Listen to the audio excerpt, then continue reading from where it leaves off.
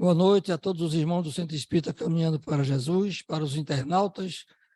Sejam bem-vindos para mais uma noite de estudos da Doutrina Consoladora.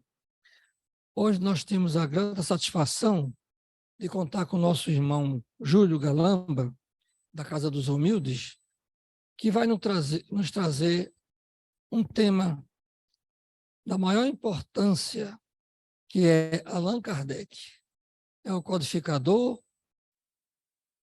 foi um missionário e veio trazer luz ao mundo por tudo que ele fez, pelos livros publicados, e nos deu conhecimentos para que tenhamos convicções.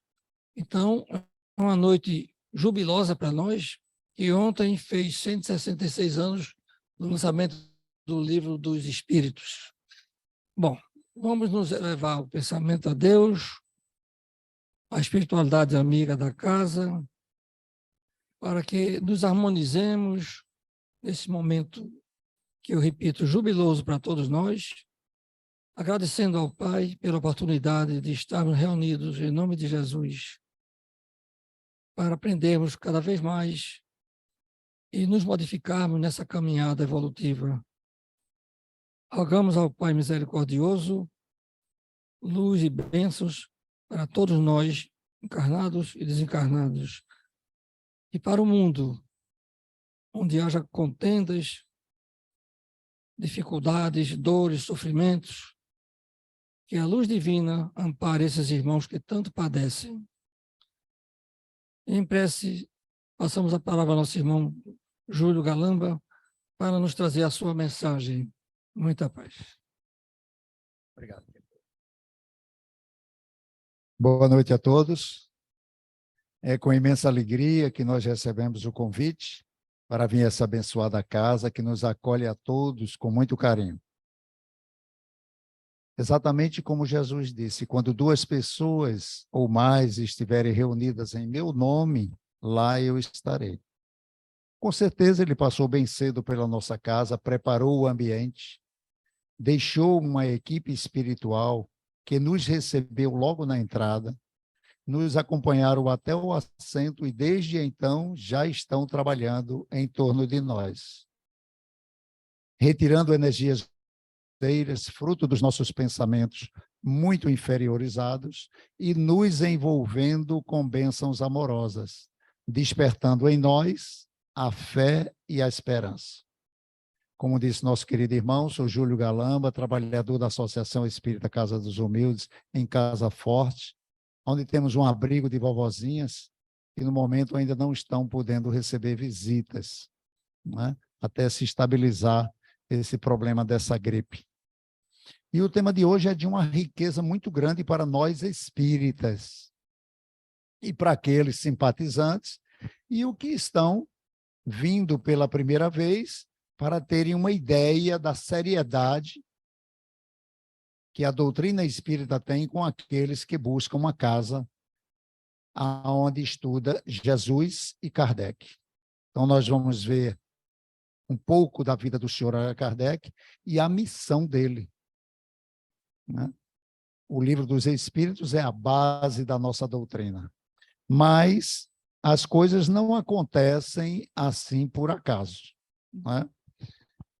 O senhor Kardec, o Jesus, ele sabendo que estava próximo da hora dele partir, ele disse aos apóstolos: não vos inquieteis, se me amais, guardai os meus mandamentos, e eu rogarei a meu Pai, e ele vos enviará um outro Consolador, o Espírito de verdade, que ficará convosco eternamente.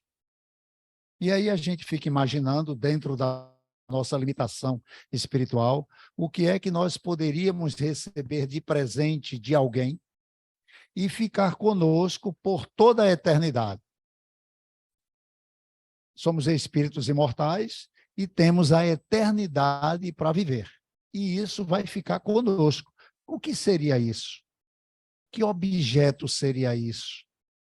E a doutrina espírita, ela assume esse papel de consolador baseado no ensinamento de Jesus. que o Espírito de verdade traz para nós. Conhecereis a verdade e a verdade nos libertará. Então, o conhecimento é esse presente que nós recebemos de Jesus, que vem nos consolar, porque sofremos, porque passamos por tantas aflições, porque perdemos entes queridos, porque crianças partem primeiro do que os idosos, já que o normal é que os pais vá primeiro, não é? Porque tantas condições sociais diferentes, se todos são filhos de um mesmo pai, não é? Então, é preciso que a gente vá refletindo sobre essas coisas para poder entender. E o espírito Humberto de Campos, o irmão X, porque tem obras que ele escreve como irmão X, não é?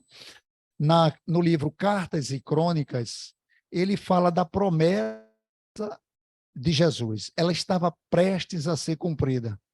E no plano espiritual, se reunia já uma falange de espíritos superiores.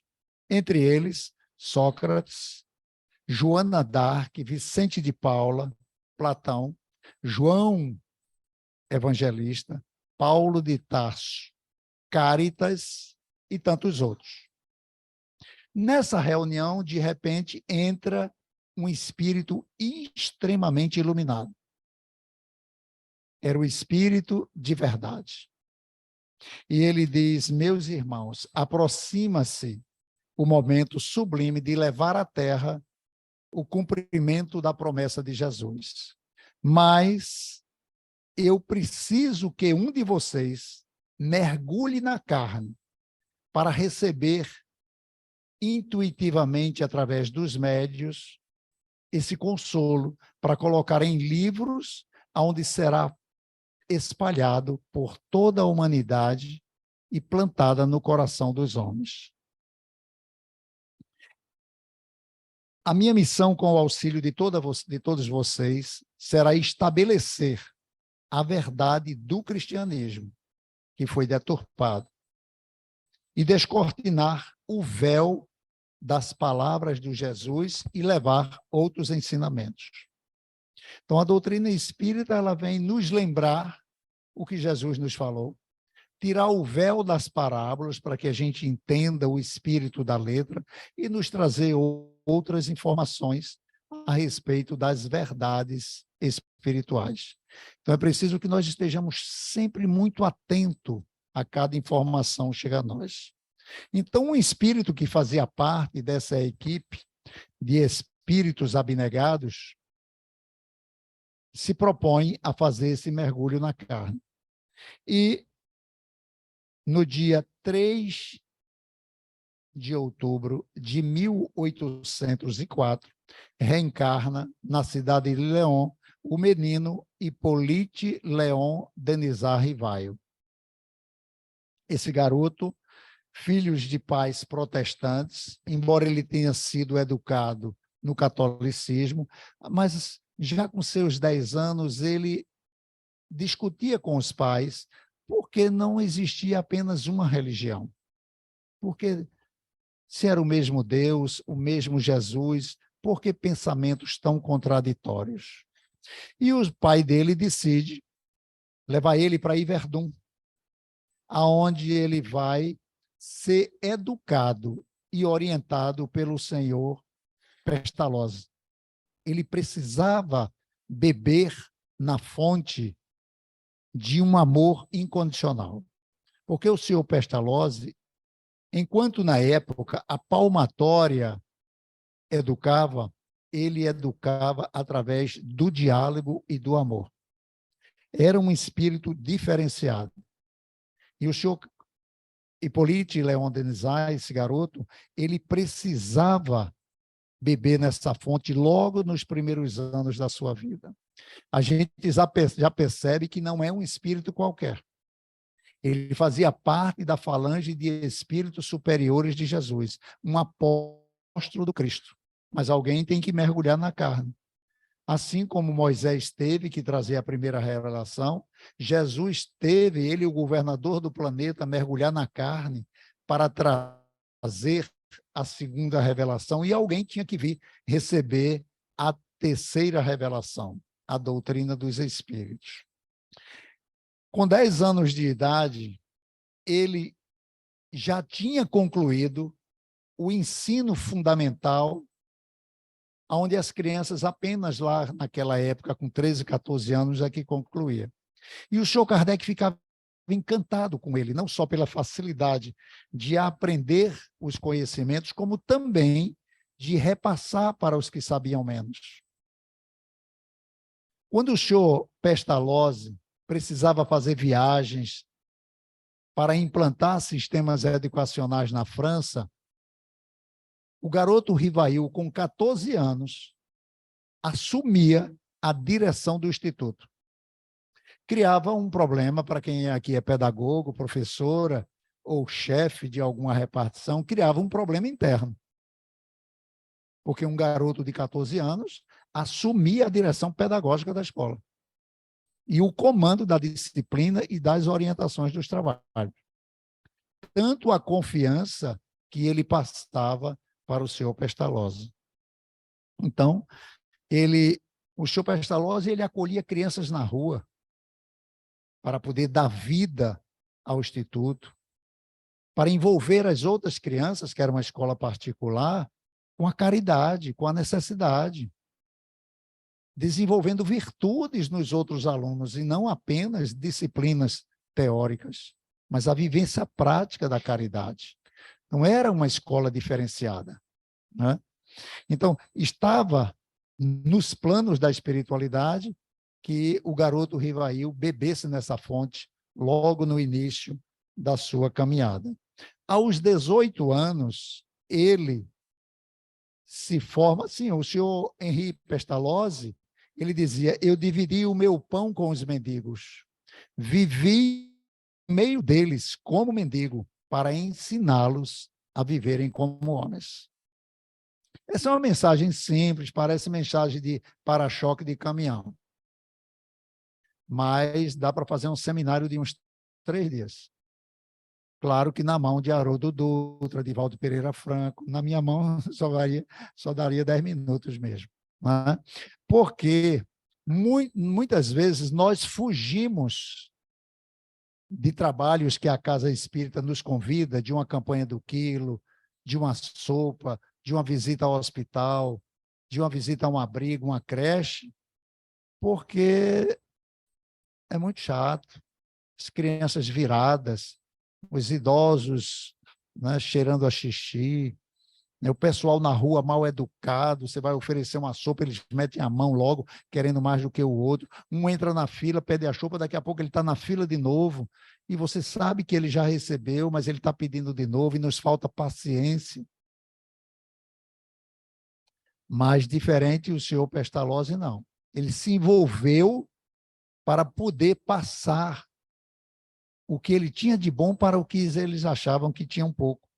Então, é preciso que nós tenhamos. Então, nós vimos isso, né? Aos 14 anos, ele assumia o Instituto das Viagens do senhor Pestalozzi. Aos 18 anos, ele se formou em Ciências e Letras. E aos 19, ele publica a sua primeira obra, Aritmética para Crianças, segundo Pestalozzi. Então, era um homem de ciência. Era um homem voltado para a formação dos cidadãos. O senhor, enquanto ainda Hippolyte Léon Denisard Rivail, ele não veio para brincar, não é?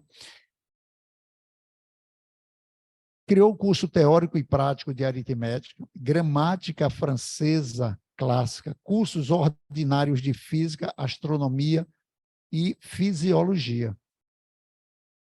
Ele conhecia da anatomia humana muito mais do que muitos médicos. Tanto é que em algumas publicações suas, alguém pensava que ele tinha feito medicina, mas ele não fez medicina. E aos 25 anos, ele cria um plano para a melhoria da educação pública, escola teórica e prática de pedagogia. Ele tinha um sonho de montar um instituto semelhante ao de Pestalozzi na França, porque o de Pestalozzi era na Suíça, não é?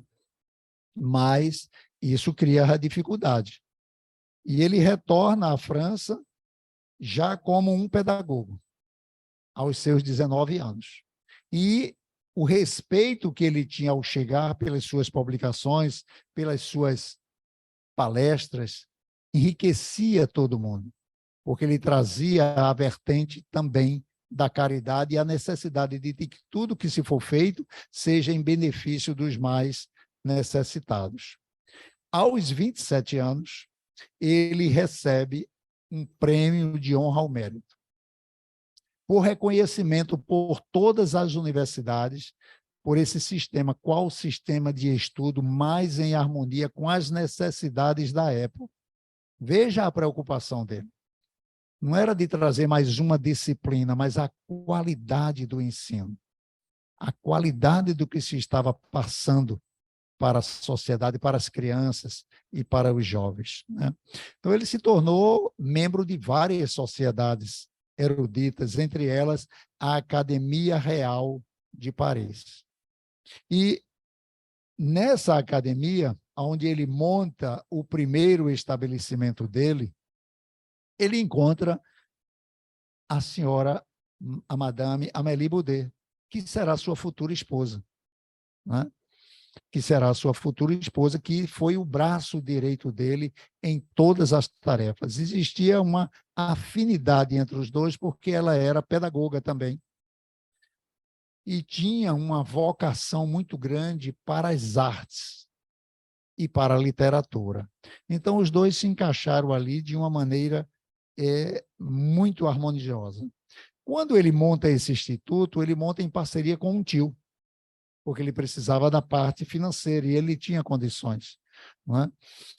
E ele também começou a doar também para essa instituição partes dos seus recursos, desses eventos e dessas premiações que ele conseguia. Só que o tio dele era viciado em jogo.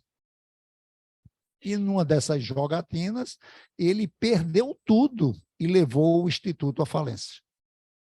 Fizeram a divisão do que tinha para ser dividido, ficou quase nada para ele tocar para frente. Mas ele não se desanima.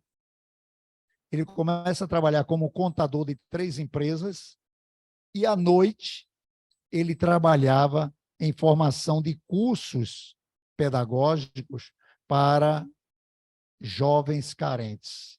Ele preparava cursos, dava aula de física, astronomia e química. E alguns desses cursos que ele fez apenas por um prazer de atender à necessidade de alguns jovens, foram absorvidos pelas universidades, devido à qualidade desses cursos, à profundidade que esses cursos tinham para apresentar. Então, ele estava se preparando, estava quase pronto para a difícil missão que o aguardava. E até então, ele ainda não tinha tomado ciência, né? Então, a missão do Chico Kardec. Em Hadesville, em 1848, tá, nos Estados Unidos, começou a acontecer uns fenômenos de batidas nas paredes de uma casa, de uma família protestante. Pancadas na parede, né? E as crianças que moravam naquela casa começaram a brincar com essas paredes. Então, se a pancada era uma, elas batiam uma. Se era 2, elas batiam 2. E começaram a fazer aquele telégrafo, né, com essas batidas da parede. Esse movimento tem uma história bastante longa a respeito do fenômeno de desvio, mas a gente já vai transportar para a França. Porque na França começou a acontecer um fenômeno que as pessoas estavam nos grandes salões e as mesas dos salões, elas começavam a flutuar, ficavam suspensas no ar. Algumas davam giros assim pelo salão e se espatifavam no chão. E na época era muito estudado o magnetismo. Magnetismo é uma energia que todos nós temos essa capacidade de produzir ela e com a força do pensamento nós movimentarmos corpos. Tem que ter técnica, tem que ter habilidade, conhecimento e pensamento positivo. Isso se consegue em qualquer um de nós. Tá? Mas o senhor Kardec ele era convidado por grandes amigos. As amizades do senhor Allan Kardec não eram iguais às minhas. Professor de educação física, e aí é jogador de futebol, né?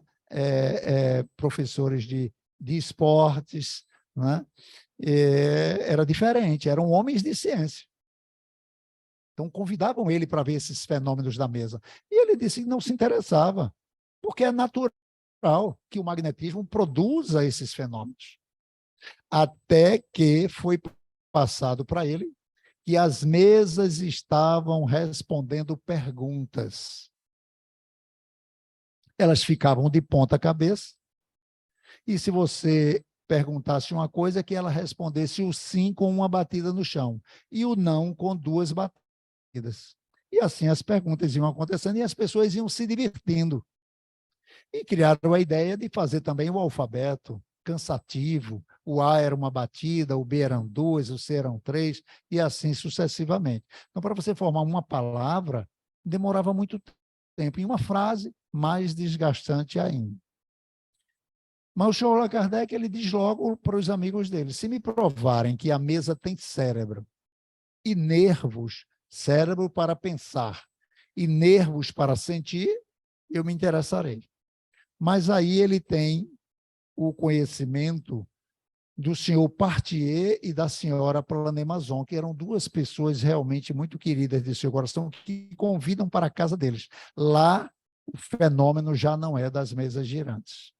Já são pranchetas, aonde a pessoa colocava a mão em cima da prancheta com um lápis, e aí ia escrevendo numa ardósia ou num papel. Mas assim que ele chega, que ele vê aquele fenômeno, claro, ele veio preparado para isso, a intuição dele estava muito aguçada, mas os outros homens de ciência não tiveram a visão que ele teve. Ora, por que essa energia não pode pegar na mão da pessoa que está com o lápis e escrever? Se pode movimentar uma prancheta, pode movimentar uma mão. E aí surge a psicografia. Com a psicografia ficou mais fácil, ficou mais prático, e as letras ficaram também mais inteligíveis. Então, o senhor Kardec começa a fazer perguntas, e é da primeira pergunta que acontece para ele: quem era essa inteligência que estava por trás desse fenômeno? Existia uma inteligência, o fenômeno era inteligente, porque responder perguntas é ser inteligente. E a resposta é que eram os espíritos. Como os espíritos? Mas quem são os espíritos? Hoje a gente já sabe quem são os espíritos. Talvez até alguém não. E a resposta é: os homens que viviam na Terra. Aparentemente é uma resposta para nós que não traz muita informação, porque nós nos deslumbramos com tudo que vem do mundo espiritual. Tanto é que tem pessoas que vai para uma cartomante, conversa com um médium em casa que incorpora um espírito, uma amiga no trabalho recebe um espírito, dá uma informação e fica encantada, só porque era um espírito. Como se o espírito, a pessoa ao desencarnar, se tornasse um sábio, adquirisse todo o conhecimento. Se eram as almas dos homens que viviam na Terra, ao desencarnar, ele continua do mesmo jeito. Se era um ignorante, continua ignorante. Se era um falsário, continua um falsário. Um charlatão, continua um charlatão. Se era um pseudo-sábio, continua um pseudo-sábio. Então, se aqui a gente é enganado pelos encarnados, no mundo espiritual continuam os espíritos enganando do mesmo jeito. Por isso que Santo Agostinho coloca para nós no Evangelho segundo o Espiritismo: não acrediteis em todos os espíritos, procurai saber se ele vem de Deus. Então, essa cautela ele teve muito grande. Não era o fato de ser um espírito que ele anotava como verdade, né? E aí começa esse processo, essa viagem, esse envolvimento com um projeto que ele não tinha ainda ideia do que poderia acontecer. Bom, essa na casa do senhor Partier, aí agora o diálogo já começa a acontecer e as psicografias a chegarem nas mãos do senhor Kardec. E ele vai guardando, vai selecionando tudo e preparando perguntas para as outras reuniões e vai se enriquecendo. A princípio, o interesse dele era para o conhecimento pessoal dele. Ele estava encantado com aquelas informações, com a clareza, com a lógica, tudo fazia sentido. Então, o mundo espiritual para ele teve uma ampliação agora que ele até então não conhecia. Porque quando nós mergulhamos na carne, e é bom para nós, nós trazemos o esquecimento do que é para os encarnados, a pergunta. Do passado. Graças a Deus. Graças a Deus. Se eu tenho coisas nessa encarnação que eu não quero me lembrar, imagina da última. Imagina da última.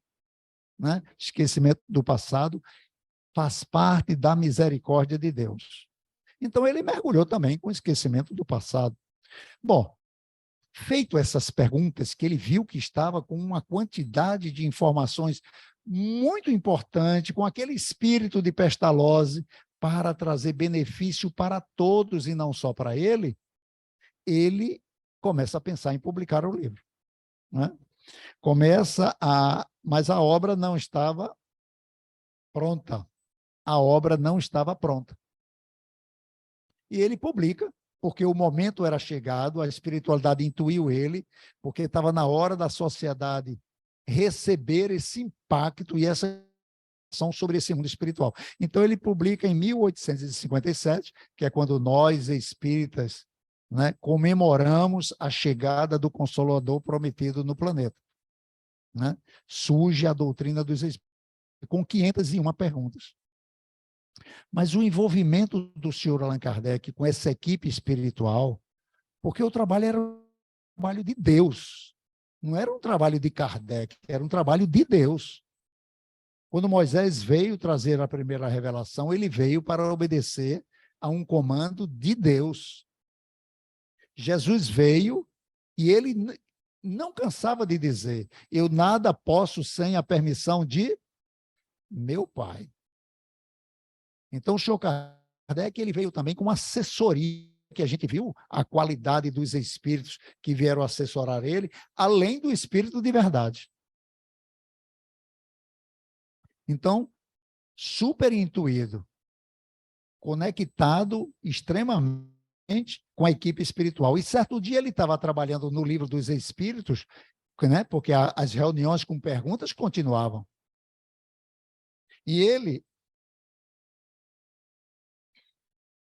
envia e cria, por intuição da espiritualidade, um jornal de estudos. Então, mensalmente, ele jogava na Sociedade de Paris opúsculos, recebendo dos médios do mundo inteiro comunicações, onde ele analisava pelo crivo da lógica e da razão. As sérias ele guardava, as outras ele escanteava, né? Porque ele via futuro naquela mensagem. E esse jornal foi aumentando o bojo de informações dele. E um dia ele estava trabalhando em mais perguntas do Livro dos Espíritos e na casa dele começou a ter pancadas na parede. E ele ficou incomodado porque eram muito fortes. Quando ele parava de trabalhar, a pancada parava. Aí ele voltava a trabalhar, as pancadas continuavam. Ele desistiu e foi dormir. Numa outra reunião, ele comunica e aí surge para ele o guia espiritual dele dizendo que era ele. O espírito de verdade, o próprio espírito de verdade. Eu lhe incomodei porque você estava cometendo um erro no parágrafo, no final da página tal. Leia, releia e você vai descobrir. Nada que o senhor Allan Kardec trabalhava não deixava de ser observado pela equipe espiritual, porque a tarefa era divina, não podia vir com personalidade, com animismo, com equívocos. Então, ele era um instrumento nas mãos dos bons espíritos. E aí, em 1860, ele lança a publicação em definitivo de O Livro dos Espíritos, com 1.019 perguntas, onde são 4 livros, na verdade, onde o primeiro trata da criação, o segundo trata do mundo dos espíritos, o terceiro trata das leis morais e o quarto trata das penas, gozos e consolações. Só que quando ele lia e estudava esses 4 livros, ele tinha muito mais coisas para colocar nesse livro dos espíritos. Muito mais coisas. Então, ele pediu à espiritualidade para publicar outras obras. E aí, quando eu quero me aprofundar, sim, o livro dos Espíritos é uma ponte entre o invisível, o visível e o invisível, entre o céu e a terra e entre o homem e os anjos. Então, nessa obra, a gente tem tudo o que a gente quiser saber sobre quem eu sou, de onde eu vim, para onde eu vou e o que eu vim fazer aqui. Somente nessa obra. Então, se alguém diz que é espírita e nunca leu essa obra, não sabe o que é ser espírita. No mínimo, essa obra. No mínimo, essa obra. Né? Então, se alguém não leu, para estreitar nossos laços de amizade, eu vou fazer uma sugestão. Não desencarne sem ler esta obra. Vai lhe ajudar muito na entrada do mundo dos espíritos. Vai facilitar a recepção dos amigos, a orientação dos protetores, a entender o mundo espiritual, porque a gente veio de lá. Mas a gente traz nossos medos, a gente traz nossos céus, nossos infernos, nossos purgatórios. Nós trazemos também nossos julgamentos, nossas punições. Bom, mas a orientação não era essa, não. A orientação é essa agora, gravem. Como a gente não sabe o dia que vai desencarnar, leiam hoje à noite. Está dado o recado, né? Bom, e aí o senhor Allan Kardec, entendendo toda essa criação, ele lança o livro dos médiuns, que é a segunda obra, porque os médiuns, eles sempre existiram. Moisés era médium. Jesus era médium de quem? Porque o médium é aquela pessoa que recebe a orientação de um espírito superior a ele, para poder publicar alguma coisa de bom. Então, quem era superior a Jesus? Deus, ele era médium de Deus. É lindo demais, não é? Médium de Deus. Eu e meu pai somos um só. Ligado 100% com o pai. E a gente vai se tornar isso, hein? É lindo saber disso, esperançoso. E é rápido, daqui a uns 5.000 anos a gente vai estar. Mas dentro da eternidade, o que é 5.000 anos? É um estalar de dedo. Estalar de dedos. A gente reclama com 80 anos de vida. 80 anos não é nem um segundo na eternidade. Não é? É por isso que a gente tem que valorizar a encarnação, porque é só um segundo, mas se não for bem vivido, quanto sofrimento, quanta tristeza em um segundo, né? E às vezes esse segundo se perpetua. Se perpetua. Na obra Missionários da Luz, o senhor André Luiz traz a doutrinação de um espírito que ele estava como chefe de falange de espíritos obsessores envolvidos com a maldade, assim como chefe, há 700 anos. Há 700 anos. E sabe por que ele conseguiu ser doutrinado? Porque a mãe dele acompanhava ele de perto e os espíritos protetores, e começaram a ver no coração dele um cansaço de ser mal. E começaram a investir naquele cansaço. Agora, para vocês ficarem surpresos ou não, antes dos 700 anos, ele teve uma encarnação que levou ele a se tornar esse obsessor. Sabe o que ele era nessa encarnação? Alguém sabe? Alguém se lembra? Ele era um papa da igreja. Quem mais recebeu, mais será cobrado. Quando ele cometeu um equívoco, com todo o conhecimento que ele tinha, ele não se perdoou.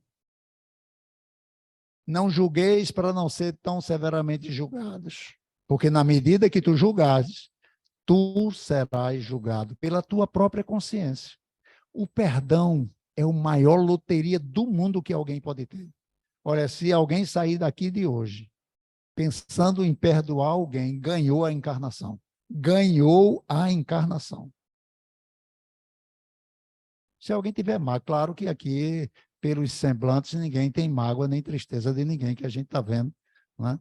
É tudo assim, espíritos já, né, resignados, né? Então, o Livro dos Médiuns vem nos orientar como lidar com essa faculdade que nos permite ajudar a espíritos doentes e também a receber boas intuições para ajudar nossos familiares, nossos amigos e o nosso projeto reencarnatório. Bom, essa obra, o Evangelho segundo o Espiritismo, é a obra da doutrina espírita que mais o senhor Kardec teve cuidado, que teve mais carinho. Porque quando ele publicou o Livro dos Espíritos, na sua primeira edição, e os gastos estavam muito grandes, porque tinha que publicar as outras obras, ele não tinha condições. Ele estava meio abatido. E aí chega uma encomenda na casa dele. A gente pensa que a vida do senhor Kardec foi fácil. Chega uma encomenda na casa dele, a esposa dele abre, e era um Livro dos Espíritos encarnado, ou encadernado. E que dizia assim: não deixe de trabalhar nessa missão linda. Assinado por um espírito que ele deu o nome. Esse livro salvou a minha vida. E conta a história. Minha esposa morreu muito cedo, eu perdi o rumo da vida, perdi o sentido. Fui para a ponte, que era muito conhecida em Paris, onde as pessoas se suicidavam, e eu estava pronto a me jogar quando minha mão tocou em algo molhado que caiu nos meus pés. E lá estava escrito: esse livro salvou a minha vida. Eu li, e agora devolvo para o Senhor, dizendo, ele salvou a minha também. Então, 2 vidas que aquele livro salvou. Ele tomou de ânimo e continuou o trabalho. Então, quando ele vai publicar a obra O Evangelho segundo o Espiritismo, ele se recolhe.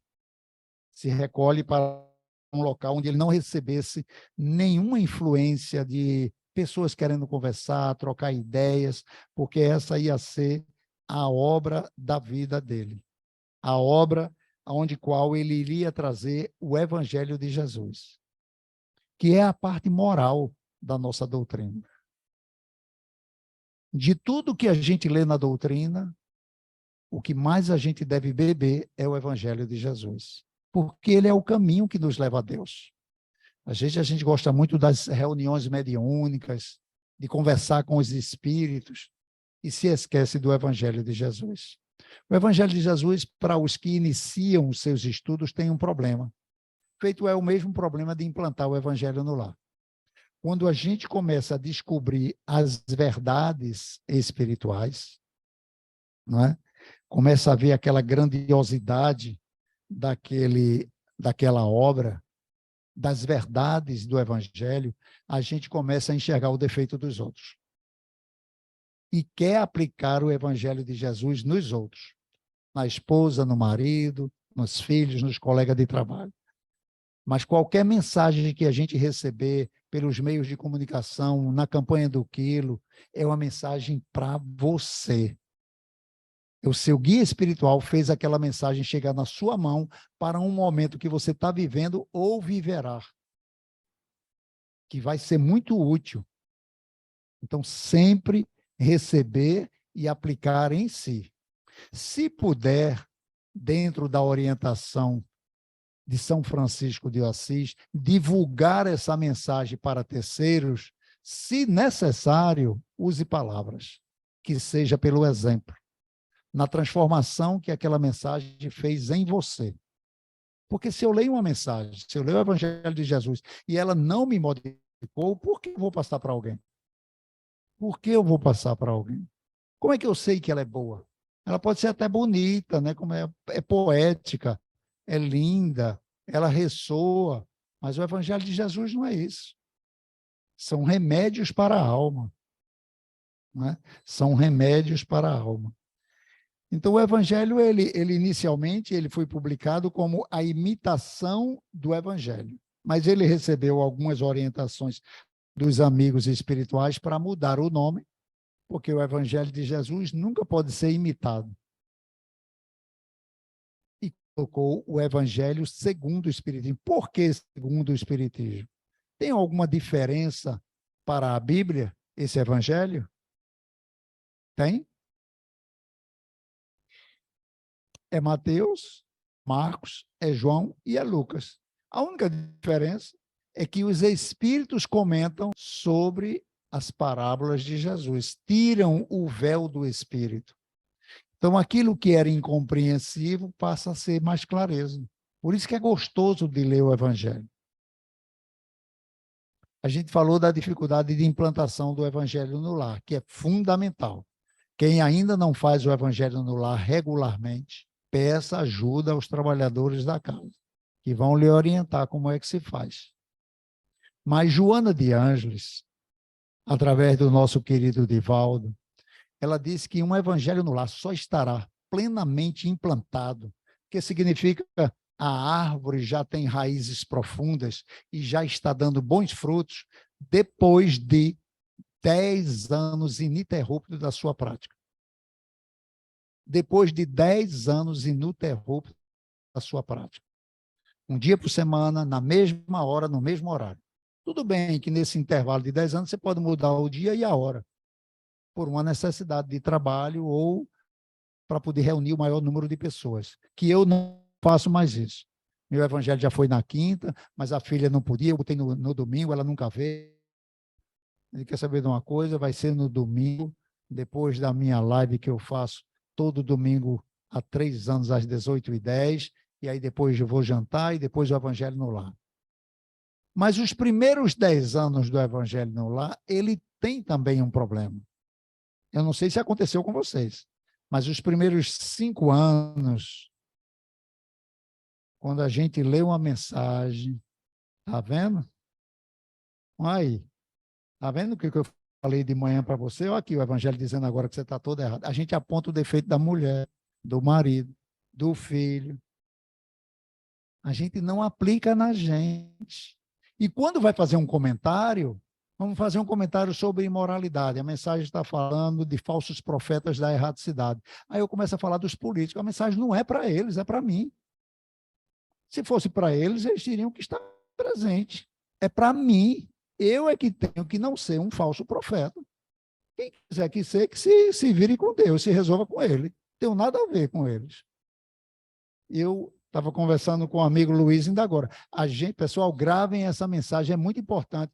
Tira atenção, relaxe e você ganha tempo. Foque no que controla. Foque no que você controla. Eu só controlo minhas emoções.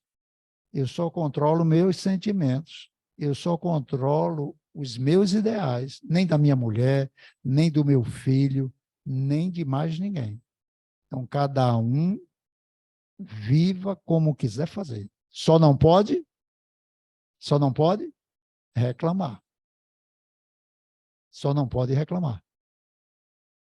Viva do jeito que você quiser. Quero fazer evangelho hoje, não tem problema. Hoje eu não vou para o centro, não tem problema. Só não pode reclamar quando estiver passando mal. Porque depois que a gente se envolve com essa espiritualidade, que os espíritos amigos começam a derramar sobre nós bênçãos amorosas e traçam um projeto para a nossa libertação, cabe a nós agora perseverar para ser merecedor, porque por enquanto, pela misericórdia de Deus. Ninguém está aqui por merecimento, não, é por necessidade. Ninguém sou eu e os amigos aqui espirituais que me acompanham. Claro que alguém já pode estar, né? Então, o senhor Allan Kardec, ele, ao implantar o Evangelho, que é a justiça divina, segundo o Espiritismo, quando ele publica a Gênese, que trata da existência de Deus, o bem e o mal, os milagres, as predições. Vem descortinar todo esse véu a respeito dessa divindade que nós chamamos tanto de Pai. Deus não é um espírito, Deus não é uma energia, Deus não é um sentimento, Deus não é uma luz, Deus não é nada do que a gente possa imaginar que Deus é. Embora na Gênese mosaica está dito que nós fomos criados imagem e semelhança de... Como é que eu sei que eu me pareço com Deus se eu nunca vi Ele? Então, como eu não posso ir até Deus, então o que é que eu faço? Eu trago Deus até mim e coloco Ele numa condição humana. A única coisa que a gente sabe que Deus, que Ele é o Criador de tudo que a gente possa imaginar. Ele está, se o universo, que é a criação dele, a casa do Pai, é infinito, não vale nem a pena perder tempo em imaginar que Deus está dentro do universo e fora do universo. Porque se ele é o Criador, ele tem que estar fora da criação dele. Como isso nem é bom nem pensar, senão vai para o hospício. Bom, então aqui nós temos o Pentateuco kardeciano, que são as obras principais de quem está começando a doutrina espírita. Quem está começando, começa com o Livro dos Espíritos, o que é espiritismo, não é? Bom, o que o senhor Kardec, ele fazia muitas viagens. A gente falou que ele distribuía livrinhos. E aí ele pegou um livrinho, um opúsculozinho fininho, o Espiritismo na sua expressão mais simples. Nas livrarias tem, viu, pessoal? É uma delícia.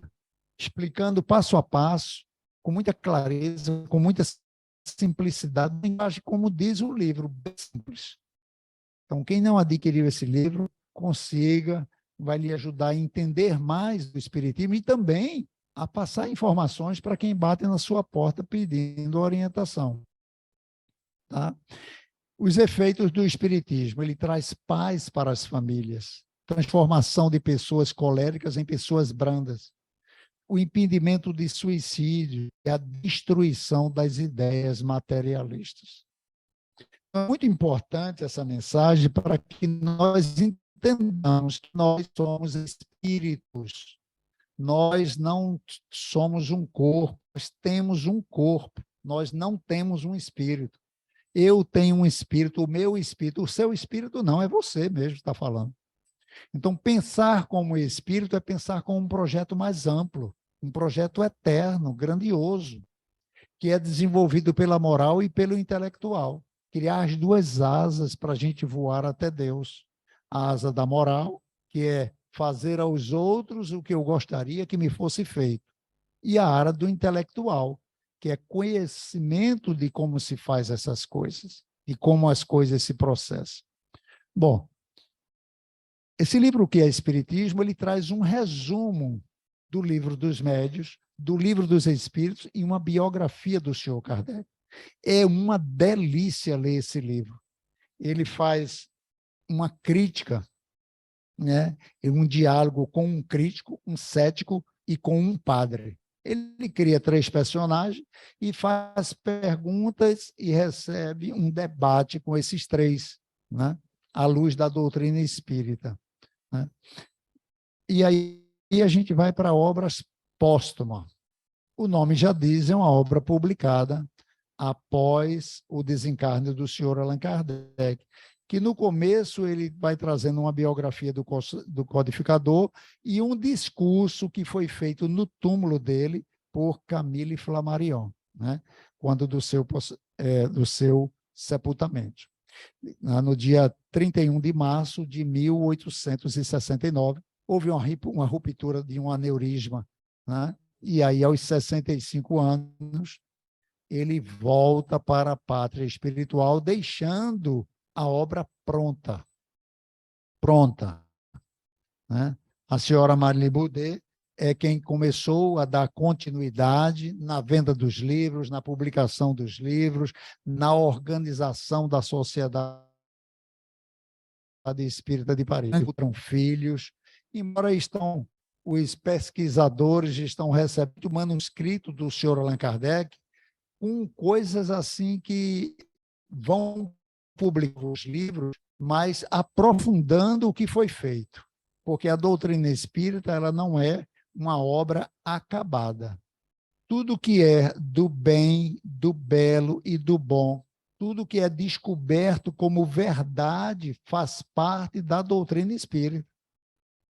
Certa vez foi perguntada a Chico Xavier se a doutrina espírita seria a religião do futuro. E Emmanuel disse, através dele, que não, mas seria o futuro das religiões. Porque as religiões, esse conhecimento das informações espirituais, elas não vieram para os espíritas, não. Elas vieram para a humanidade como um todo. Então, vai continuar existindo católico, protestante, evangélico, muçulmano, mas vão adotar essas informações nos seus conhecimentos doutrinários. Porque não é propriedade de ninguém, é de Deus. Então, todos podem se apropriar e começar a falar da reencarnação, da imortalidade da alma, da comunicabilidade com os espíritos, da influência dos espíritos no meio. Outra coisa que nós, espíritas, às vezes se distraímos. Demoramos muito tempo para entender quando Jesus disse, orai e vigiai. Orai e vigiai. A gente ora, o primeiro passo que toma conta dessa informação, para pedir as coisas. Como a gente pede, né? Por isso é importante na vida da gente, as dificuldades, as aflições, porque é quando a gente busca Deus.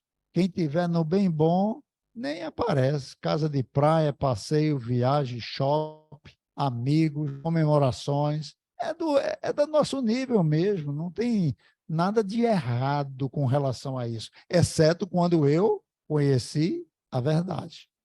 Aí eu estou sendo infantil, eu estou sendo imprudente, né? Não beba e vá dirigir. Eu li a mensagem, bebo e vou dirigir. Isso é imprudência. Então se eu conheço que trata o futuro como espírito, eu tenho que trabalhar mais isso em mim. Isso é amor próprio. Isso é zelo. Isso é sabedoria. Essas coisas de religião, não. A gente relega para o terceiro plano.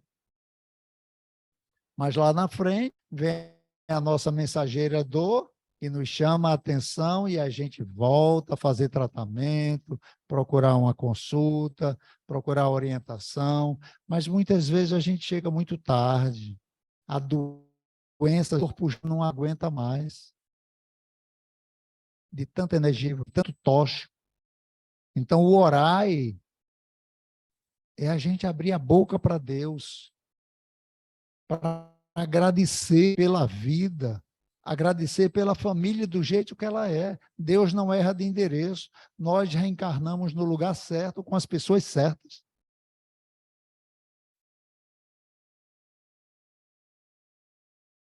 Para podermos aprender a nos amar uns do que o outro é. E vigiar as minhas tendências negativas para quando eu estiver cedendo às tentações. Então, eu tenho que estar atento.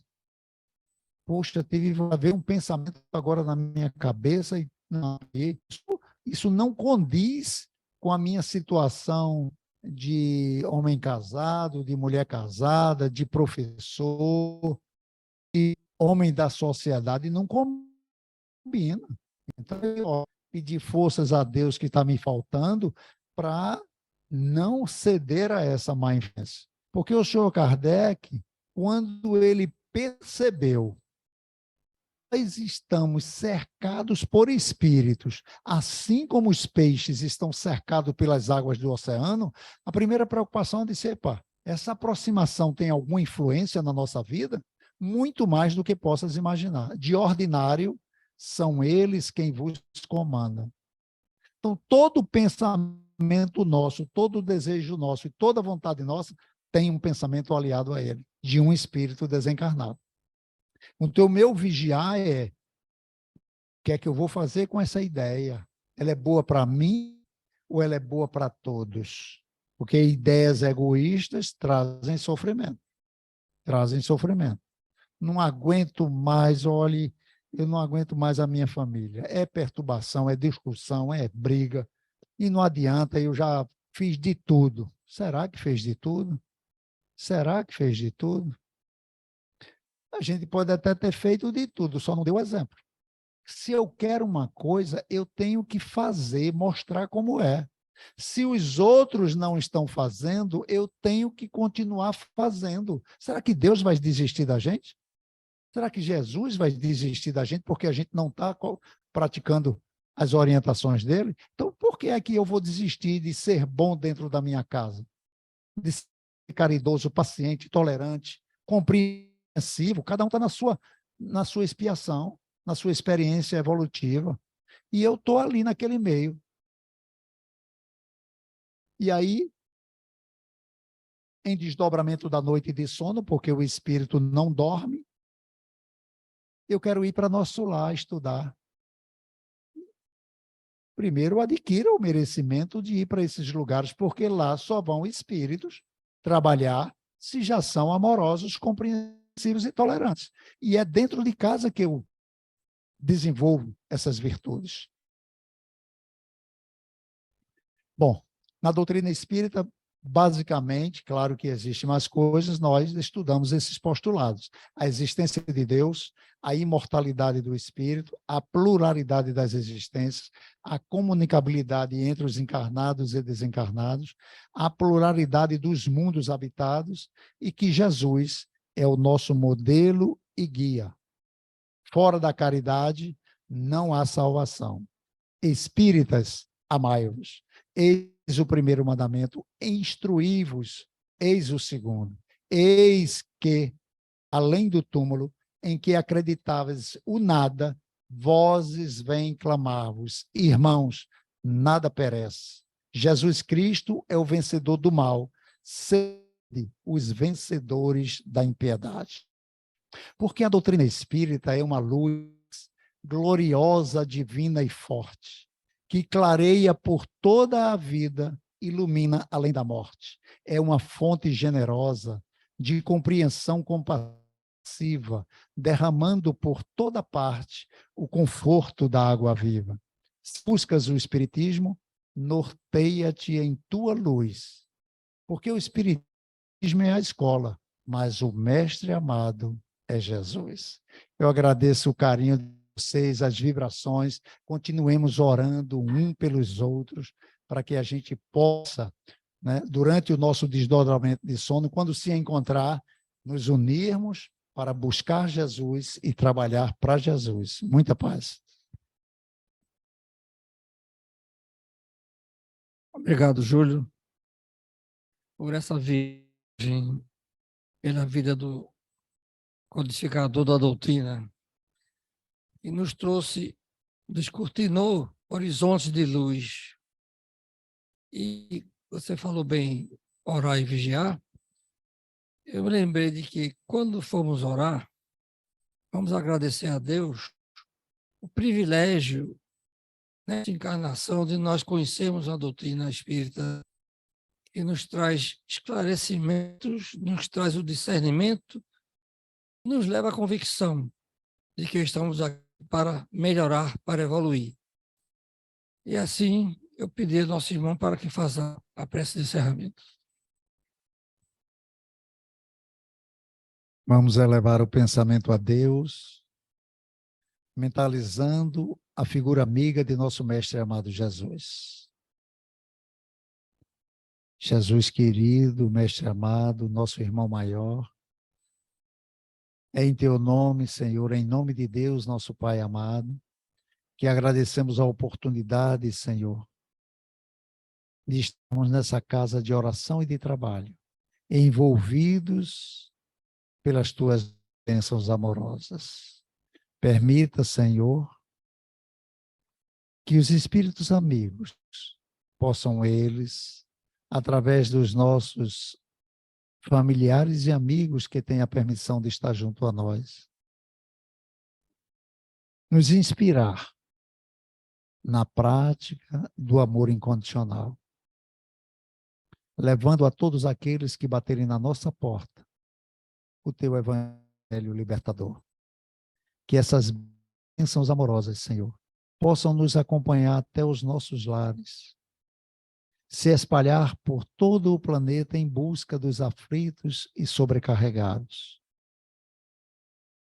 E em especial te pedimos, Senhor, pelos nossos irmãos governantes, para que eles possam, Senhor, envolvidos pelo teu amor, criarem leis mais justas e mais fraternas. E os nossos irmãos que estão envolvidos na guerra, para que eles sintam a presença da tua paz e lutem por ela. E aqueles que foram vítimas dessa violência e dos desastres naturais, que encontrem um sentido para a vida, a oportunidade do recomeço. E assim sendo, é em teu nome e em nome de Deus que todos nós, em um só pensamento e em um só coração, oramos. Pai nosso que estás nos céus, santificado seja o teu nome. Venha a nós o teu reino, seja feita a tua vontade, assim na terra como no céu. O pão nosso de cada dia nos dai hoje. Perdoai, Senhor, as nossas ofensas, assim como nós perdoamos a quem nos tem ofendido. Não nos deixes cair em tentação e nos livre de todo o mal, porque teu é o reino, o poder e a glória para todos sempre. Assim seja.